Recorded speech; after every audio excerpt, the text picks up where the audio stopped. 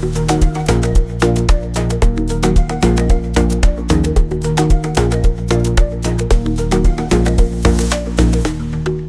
ya kukamatwa kwa rais wa zamani wa Venezuela Nicolas Maduro katika operesheni ya kijeshi ya Marekani, Washington haikutangaza rasmi amri ya moja kwa moja kwa serikali ya Venezuela kusitisha kusambaza mafuta Cuba kama sera ya wazi ya kisheria inayolenga moja kwa moja Caracas. Badala yake, Marekani imetumia mkakati wa shinikizo la kiuchumi, vikwazo na vitisho vya ushuru ili kuvuruga mtiririko wa mafuta kwenda Cuba na hivyo kuifanya Venezuela kushindwa kuendelea kusambaza mafuta kwa kiwango kinachohitajika.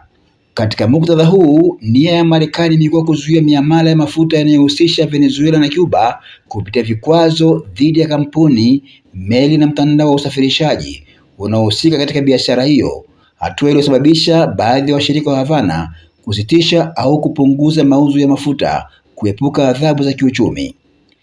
Na sasa Vladimir Putin, rais wa Urusi, atangaza rasmi hatua ya Urusi kuingilia kati kwa kupeleka mafuta nchini Cuba. Jicho letu ulimwenguni linaangazia hatua ya ghafla na nia ya Rais Putin kwa mshirika wa kimkakati wa Urusi tangu enzi ya Soviet Union. Karibu. Kauli ya rais wa shirikisho la Urusi Vladimir Putin kuhusu uwezekano wa kuipa Cuba mafuta inapaswa kutafsiriwa zaidi ya kiwango cha msaada wa nishati. Katika muktadha wa mahusiano ya kimataifa, hatua hiyo inaashiria mkakati mpana wa kijiografia na kisiasa unaolenga kurekebisha mizani ya nguvu za kimataifa, kuongeza ushawishi wa Urusi katika Caribbean na kutoa ujumbe wa kimkakati kwa Marekani na washirika wake wa Magharibi. Katika mfumo wa nadharia za uhusiano wa kimataifa, hatua hii inaweza kueleweka kupitia mtazamo wa realism ambapo mataifa hutenda kwa kuzingatia maslahi yao ya msingi ya usalama na nguvu badala ya kuongozwa na maadili au itikadi. Uhusiano kati ya Urusi na Cuba una mizizi ya kihistoria inayorejea kipindi cha vita baridi. Baada ya mapinduzi ya Cuba ya mwaka 1959, Cuba iligeuka kuwa mshirika muhimu wa Umoja wa Kisovieti katika eneo la Caribbean, hatua iliyosababisha mgogoro mkubwa wa kimataifa wakati wa Cuba Missile Crisis ya mwaka 1962. Tukio hilo lilionyesha kwa kiwango kikubwa hatari za ushindani wa nguvu kubwa, ambapo uwepo wa silaha za nyuklia karibu na mipaka ya Marekani uliisogeza dunia katika hatari ya vita vya nyuklia.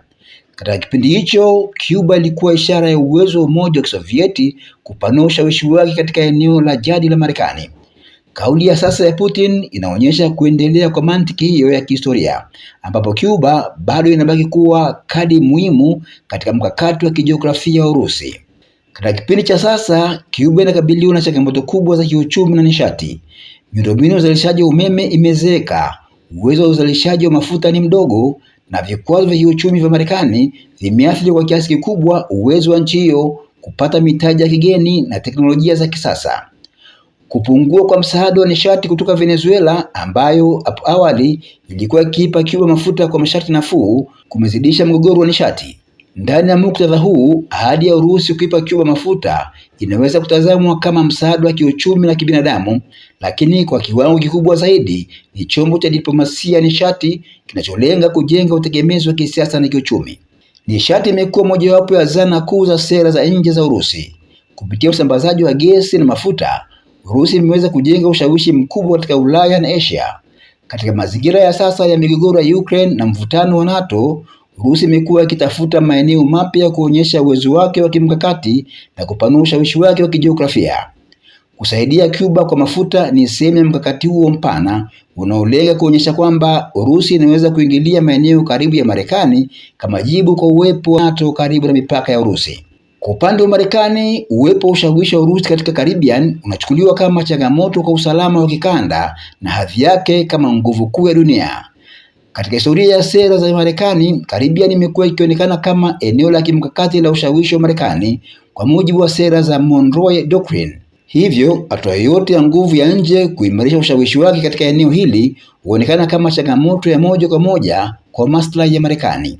Kauli ya Putin kuhusu Cuba kwa hivyo inaweza kutazamwa kama mkakati wa kujaribu kupunguza ukiritimba wa Marekani katika eneo hilo na kuunda mfumo wa nguvu nyingine, multipolarity, katika siasa za kimataifa.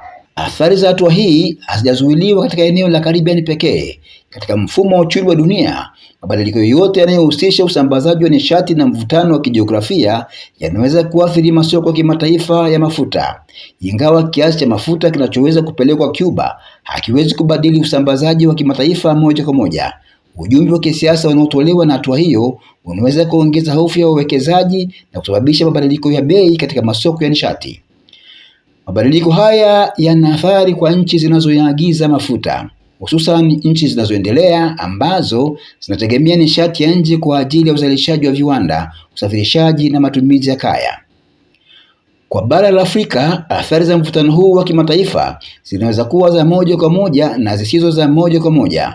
Kupanda kwa bei ya mafuta kunasababisha ongezeko la gharama za usafirishaji, uzalishaji wa chakula na bidhaa za msingi, hali ambayo inaweza kuongeza mfumuko wa bei na kupunguza uwezo wa wananchi kununua bidhaa muhimu. Aidha, kutokuwa na uhakika wa kimataifa kunaweza kupunguza mtiririko wa uwekezaji wa moja kwa moja kutoka nje, kuathiri sarafu za ndani na kuongeza shinikizo kwa sera za fedha za serikali. Kwa nchi ambazo tayari zinakabiliwa na changamoto za kiuchumi, mabadiliko haya yanaweza kuzidisha matatizo ya kijamii na kisiasa. Katika kiwango cha mfumo wa kimataifa, kauli ya Putin kuhusu Cuba inaashiria mwelekeo kuongezeka kwa ushindani wa nguvu kubwa. Dunia inaonekana kuingia katika kipindi cha mpito kutoka mfumo wa unipolar uliotawaliwa na Marekani baada ya vita baridi kuelekea mfumo wa multipolar unaohusisha Urusi, China na nguvu nyingine zinazochipukia. Katika muktadha huu, mataifa makubwa yanatumia zana mbalimbali ikiwa ni pamoja na diplomasia, nishati, teknolojia na usalama kuimarisha nafasi zao katika mfumo wa kimataifa. Hatua ya Urusi pia inaonyesha umuhimu wa kidiplomasia ya nishati kama chombo cha sera za nje. Nishati si rasilimali ya kiuchumi pekee, bali ni nyenzo ya nguvu za kimataifa inayoweza kutumiwa kujenga ushawishi, kuunda utegemezi na kuathiri maamuzi ya kisiasa ya mataifa mengine. Kwa Cuba, msaada wa Urusi unaweza kutoa nafuu ya muda mfupi wa mgogoro wa nishati, lakini pia unaweza kuimarisha utegemezi wa kisiasa na kiuchumi kwa Urusi.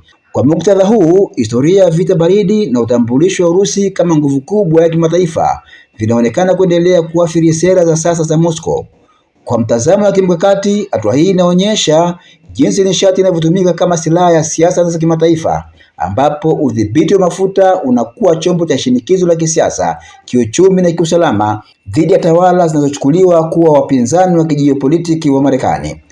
Kwa kuhitimisha, kauli ya Vladimir Putin kuhusu kuipa Cuba mafuta ni ishara ya mkakati mpana wa kisiasa na kijiografia unaolenga kuimarisha nafasi ya Urusi katika mfumo wa kimataifa, kutoa changamoto kwa ushawishi wa Marekani na kuonyesha kurejea kwa ushindani wa nguvu kubwa.